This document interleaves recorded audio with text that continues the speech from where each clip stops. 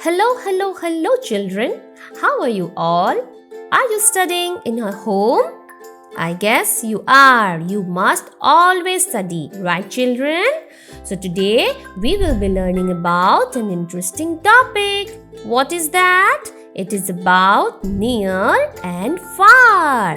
Yes, we will be learning about near and far. For that, we need to dive into this video. Let's jump in. Near. What is near, children? Near is used to denote things close to us. The things that are close to us, we use the term near. Okay, children? Near is used to denote things which is close to us. Now, what is far, children? Far is used to denote things in a long distance from us.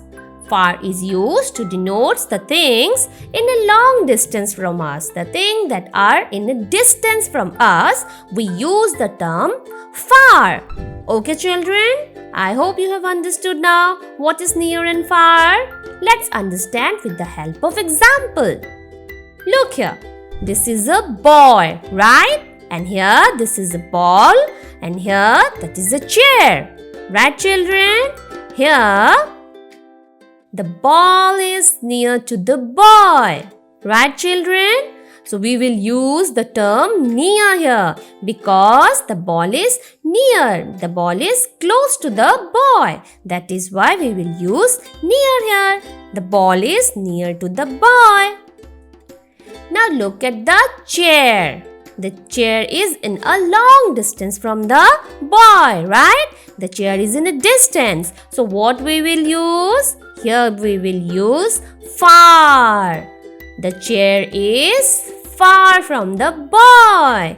Yes, the chair is placed in a distance. It is far. So we will use far here. The chair is far from the boy. Now we will understand near and far with the help of another example. Look at this picture. Here we can see the boy again, right? Now look at here. This is a girl, right? Here the girl is near to the boy because the girl is close to the boy. The girl is near to the boy. So here the girl is near to the boy. Now if the girl moves to a distance, what will happen? Here the girl is far from the boy. Now the girl is far from the boy because the girl is in a distance from the boy. So here we will use far.